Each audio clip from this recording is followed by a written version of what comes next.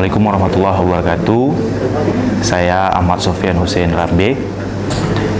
Pada hari ini, hari Jumat, tanggal 3 Februari 2022, saya berprofesi sebagai advokat. Dalam hal ini, menyampaikan materi PKPA, yaitu materi hukum acara pidana 1. Kepada rekan-rekan yang sedang berproses menjadi advokat, pesan saya satu, perbanyak membaca. Itu mempermudah Anda untuk mencari solusi masalah apa yang sedang Anda hadapi. Sekian, terima kasih. Assalamualaikum warahmatullahi wabarakatuh. Materi kedua yang akan dibawakan oleh Bapak Ahmad Sofyan Hussein Rambe SHMH, seorang advokat, alumni S1-nya dari UISU pada tahun 2013 dan S2-nya dari USU 2016. Kepada Bapak Sofyan Hussein Rambe SHMH dipersilakan dengan segala hormat. Baik, terima kasih. Assalamualaikum warahmatullahi wabarakatuh. Selamat siang ya, rekan-rekan sekalian yang sedang berproses lah ini untuk menjadi seorang advokat. Perkenalkan, nama saya Ahmad Sofyan Hussein Rambe. Mungkin belum familiar dunia advokat. Saya berkantor di Jalan Denai.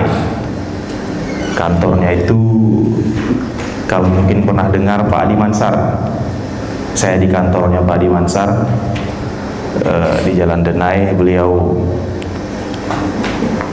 dosen di UMSU. Ada yang alumni UMSU? Gak ada ya? Alumni UMSU gak ada ya? Oke. Sebelum kita masuk pada hukum acara pidana, saya ingin sedikit bercerita lah tentang dunia advokat, begitu ya, yang mungkin rekan-rekan sekalian sudah ada yang turut ikut dalam kantor advokat atau berteman dengan advokat, bercerita dengan advokat tentang bagaimana sih dunia advokat, begitu.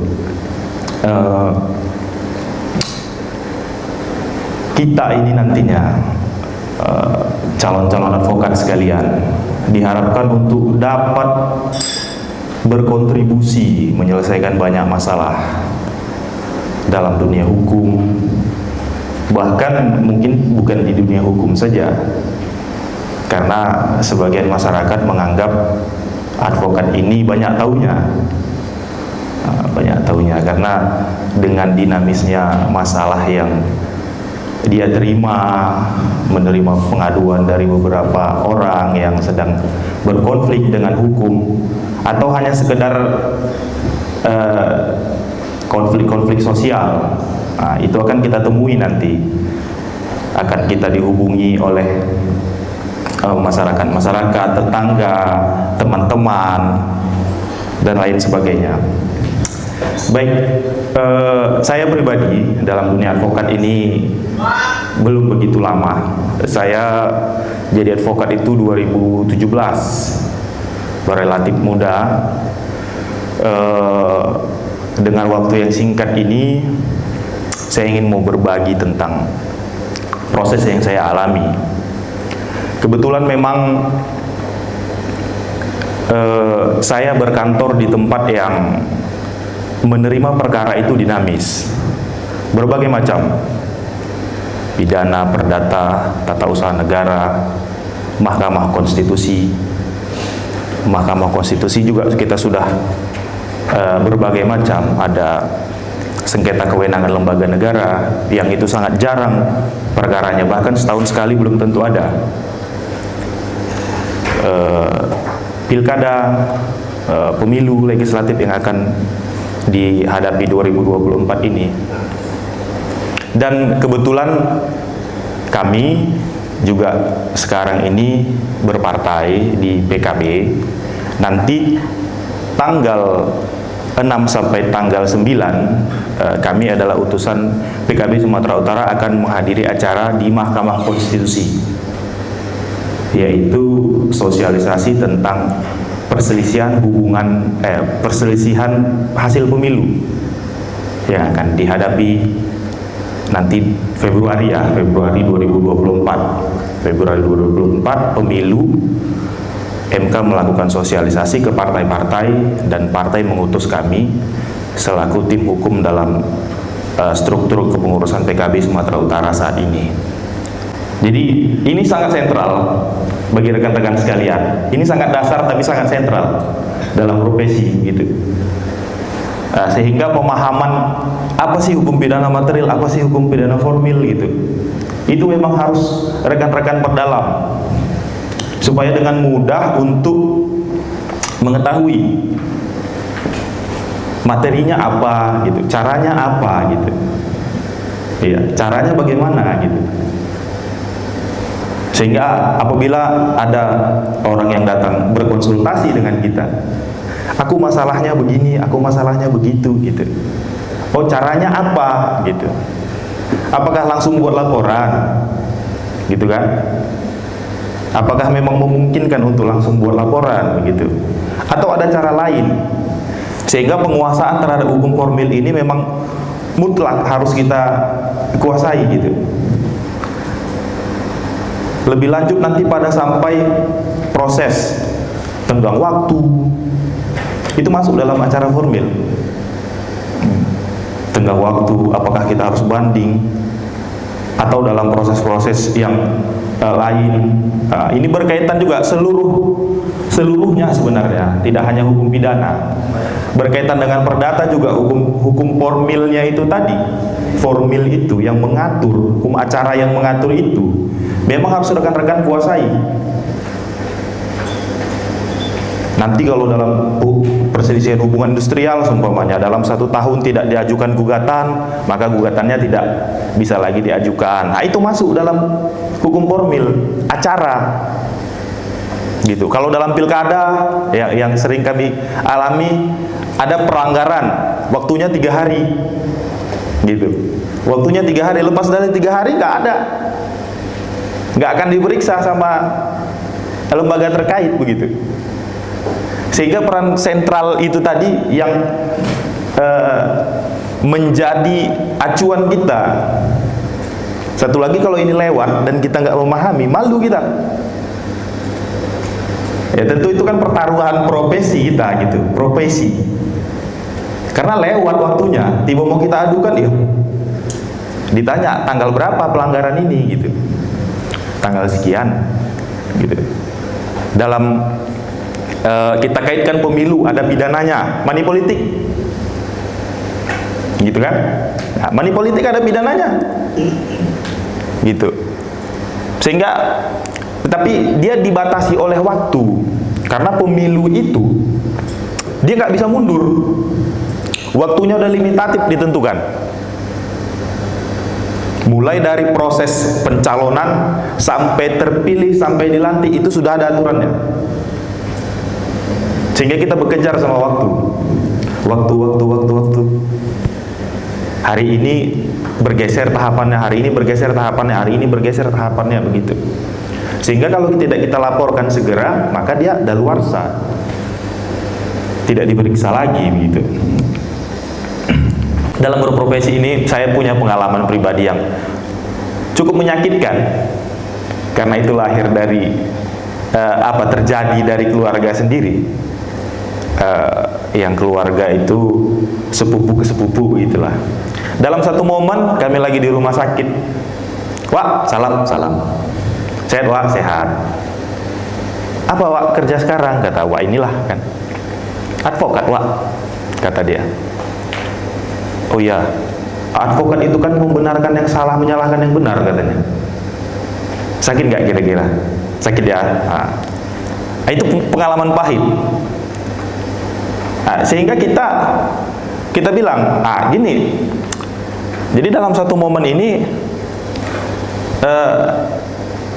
dalam hati kita bilang begini, wah, nanti kau bermasalah kau cari aku. Iya. Nanti kau bermasalah, Wak, kau cari aku, pasti itu, gue bilang dalam hatiku. Ya. Apakah orang yang salah boleh diproses dengan cara yang salah? Tidak boleh. Tidak ya. Nah, disitulah peran kita untuk meluruskan itu nanti. Pemahamannya seperti itu. Karena kita balik lagi ke tadi, apa yang mau kita cari, cara apa mana? Hukum acara ini adalah cara kita untuk menemukan keadilan, kebenaran bagi klien-klien kita nanti. Itu kan sudah salah, kenapa masih dibela? Nah, sederhananya begitu saja.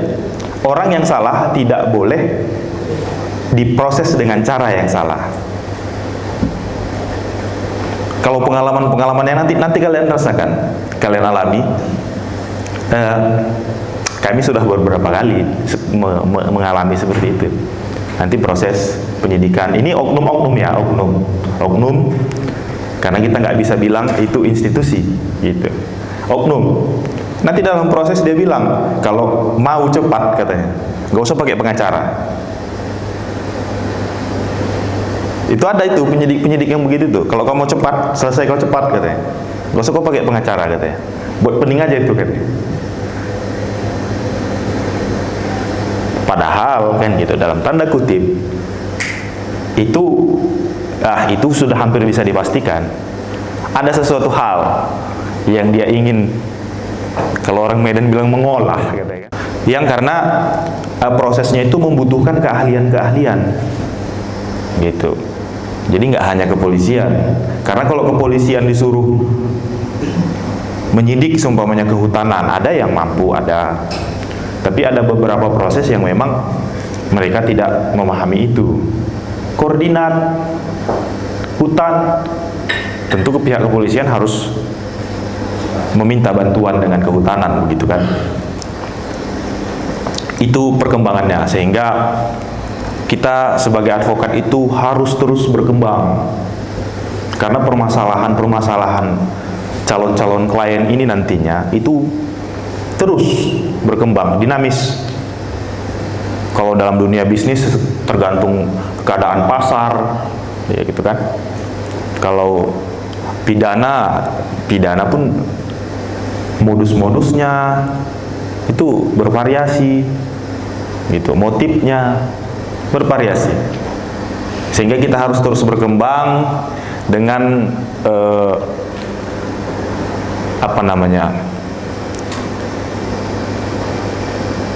ke depan.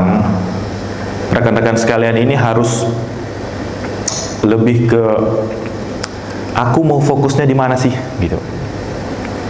Mungkin ada latar belakangnya yang perdata, ada yang pidana, ada yang masuk hukum bisnis, ada yang hukum acara, ada yang tata negara. Coba dimatangkan, gitu, dimatangkan. Karena kata orang yang sudah kaya-kaya di negara-negara maju sana, ya contoh Bill Gates, dia kaya karena apa? Karena Microsoft. Fokus. Setelah kayanya dia baru merambah ke yang lain. Karena setelah kaya dia bisa bayar orang, aku mau masuk kemari, bagaimana analisismu? Oke, mainkan. Nah, itu bahasa anak Medan ya kan, mainkan gitu. Contoh kalau ahli hukum banyak kan, Prof. Yusril, fokus dia tata negara. Edi Umar Hires, ahli pidana, Wamenkumham sekarang. Itu kalau baca bukunya, saya lupa apa judul bukunya. Prinsip-prinsip hukum pidana. Nah, itu bagus. Jangan cuma lihat KUHP itu lahir hanya dari satu sisi. Contoh ada pasal yang bermasalah, fokusnya jangan di situ aja. Coba bagaimana dengan banyaknya proses yang harusnya diperbaiki, begitu. Kalaupun sekarang yang banyak dipertentangkan itu sekarang dalam rancangan KUHP yang baru adalah penghinaan kepada pemerintah. Nah, nampaknya mau digeser dari delik aduan ke delik umum, gitu. Ya, walaupun kita belum terlalu mengulas ya. Disclaimer on, gitu.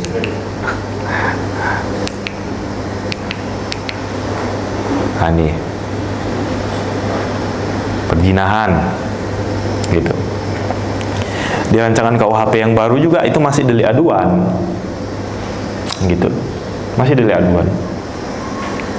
Perzinahan ini hanya berlaku pada orang yang sudah menikah gitu, sehingga yang melaporkan itu adalah suami atau istri.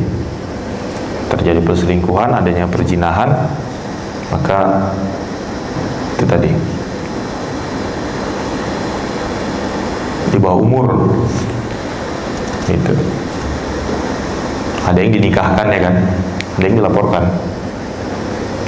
Tergantung kemana penyelesaiannya dalam hal seperti itu. Makanya delik aduan itu berpulang kepada masing-masing orang, mau memproses secara hukum atau melaporkannya ke aparat penegak hukum. Kita lanjut aja ya.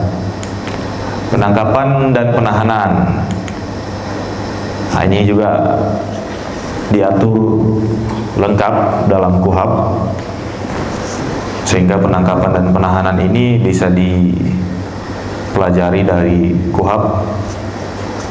Penangkapan itu bagaimana, prosedurnya bagaimana, saat ditangkap harus apa yang dibawa.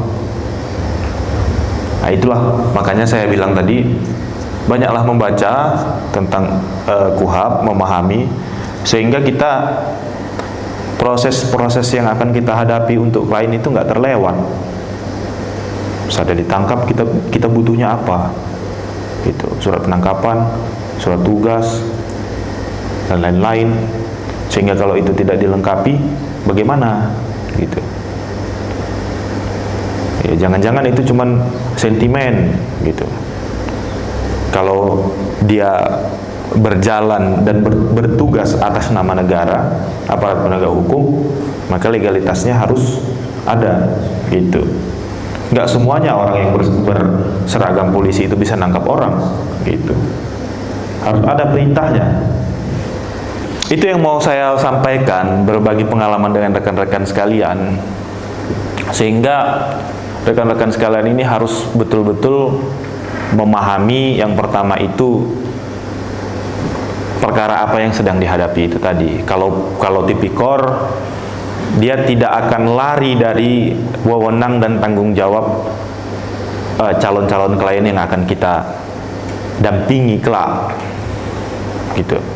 Karena dia itu berkaitan dengan proses pengadaan barang dan jasa kalau dalam tindak pidana korupsi, atau kalau dia gratifikasi dan lain-lain sebagainya. Itu apakah ada kaitannya dengan wewenang, fungsi, tugas pejabat-pejabat terkait yang kelak akan kita dampingi gitu. Di topik kita, apakah mungkin seseorang yang sudah dihukum dengan hukuman pidana mati dapat diubah menjadi hukuman pidana penjara seumur hidup? Oke. Terima kasih. Perkenalkan, nama saya Sangli Mas Almuha. Ya. Saya mau bertanya, di sini kan ada dalam hukum itu ada namanya kepastian, keadilan, dengan kesejahteraan. Nah, yang saya pertanyakan di sini, saya pernah mendampingi suatu kasus narkotika nih. Si tersangka ini udah ditahan, tapi tanpa ada kepastian hukumnya. Jadi masa tahanan itu dalam KUHP pasal 20 20 hari, dan ketika belum lengkap 40 hari ditambah menjadi 40 hari. Ya. Nah, di sini yang saya tanyakan, bagaimana sih untuk tanggapan Bapak ketika si tersangka itu belum mendapatkan kepastian hukumnya, sementara dia telah menjalankan ditahan selama 2 tahun gitu. Sekian, terima kasih. Oke. Di dalam rancangan KUHP yang baru, isunya itu kan terkait dengan pidana mati tadi ya. Pidana mati apakah mungkin untuk dirubah? Mungkin. Amnesti dari presiden. Jadi kalau dalam rancangan KUHP yang baru yang saya lihat di media, Kembali lagi saya memang belum mempelajari bagaimana KUHP yang baru itu, karena mencari datanya juga masih simpang siur, sama seperti Cipta Kerja kemarin kan. Saat duluan kita cari ternyata versinya beda-beda, sehingga mana versi yang final nanti mungkin itu yang akan kita baca. Kalau dalam rancangan itu kabarnya itu pidana mati baru bisa dieksekusi setelah 10 tahun. Itu dalam rancangan yang baru yang saya dengar. Setelah 10 tahun dijalani dulu, apakah menurut penilaian kepala lembaga pemasyarakatan yang membina warga binaan itu biasanya namanya warga binaan di lembaga pemasyarakatan itu layak untuk diberi kesempatan hidup atau kembali ke masyarakat kembali gitu, sehingga penilaiannya itu diberikan kepada lembaga-lembaga yang melakukan pembinaan, karena orientasi dalam pemidanaan ke depan itu lebih ke pembinaan gitu, lebih ke pembinaan. Kalau faktanya hari ini banyak kejadian-kejadian, ya itu tadi artinya ada proses yang belum berjalan sebagaimana mestinya. Tapi orientasi pembinaan itulah yang memungkinkan dia untuk tidak dieksekusi mati secara langsung gitu. Ada proses waktu yang bisa dijadikan bahan evaluasi bagi negara untuk menentukan apakah dia memang layak untuk dieksekusi mati atau tidak.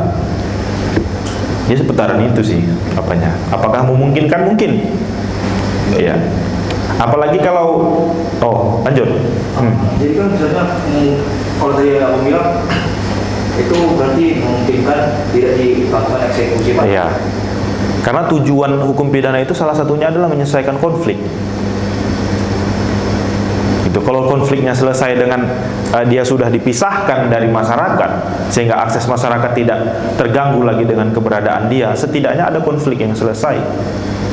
Itulah orientasi tujuan pemidanaan itu tadi gitu. Tidak serta-merta kita hanya mencari kepastian hukum gitu. Baru tadi apa tadi? Tentang kepastian hukum ya? Oke. Kepastian hukum tentang penahanan, nah itu salah. Kalau pada limit waktu tertentu dia tidak ada surat perintah penahanan, itu tadi kita bahas ya dari awal, perintah penahanan itu, maka itu masalah dan itu dilaporkan. Kalau dia diproses kepolisian, ya lapor ke Propam, Irwasda, seumpamanya di Polda, lapor gitu. Karena apa? Orang nggak boleh ditahan tanpa legalitas, tapi ada legalitasnya. Kalau tidak ada legalitas, ilegal. Legal, ilegal.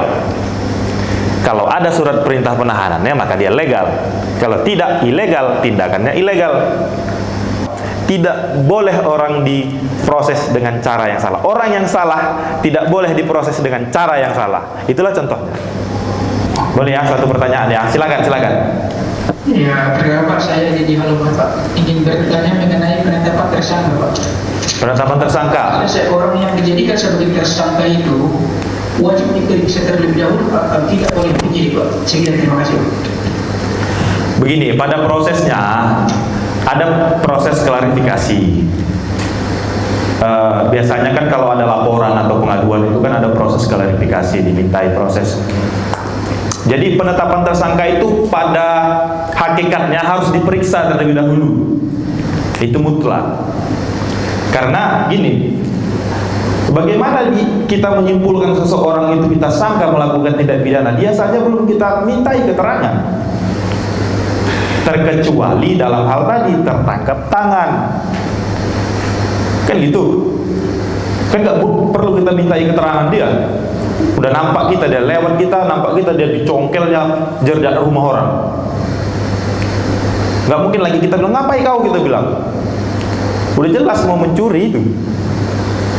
nampak kasat mata gitu, kasat mata dia, sehingga penetapan tersangka itu sebelum pun dia ditetapkan, sebelum dia diperiksa bisa ditetapkan sebagai tersangka, tapi dalam hal tertangkap tangan. Tapi kalau proses laporan, pengaduan harus diperiksa terlebih dahulu. Saya kira itu ya. Ya, iya Pak, betul Pak. Iya. Karena dalam praktek seseorang yang belum diperiksa, tapi tiba-tiba sudah ada berita penangkapan dari pihak penyidik Pak itu Pak. Rapid, Bisa. uji, pra-peradilan, sehingga sah atau tidaknya penetapan tersangka. Itulah buah dari uji yang dilakukan di Mahkamah Konstitusi. Sebelumnya kan terbatas ya, penangkapan, penahanan, kan gitu. Penetapan tersangka itu sebelumnya tidak. Setelah uji di Mahkamah Konstitusi baru materi dia, pra-peradilan. Gitu ya. Jadi kalau ada orang yang ditetapkan sebagai tersangka belum melampaui proses yang kita pahami sesuai dengan KUHP, maka ada lembaganya, apa itu, pra-peradilan. Gitu. Oke? Saya rasa itu aja ya. Cukup sekian dan terima kasih atas waktu dan kesempatan yang sangat luar biasa ini. Semoga kita di lain waktu bisa ketemu kembali dan berdiskusi membahas permasalahan hukum tentunya. Saya akhiri, assalamualaikum warahmatullahi wabarakatuh.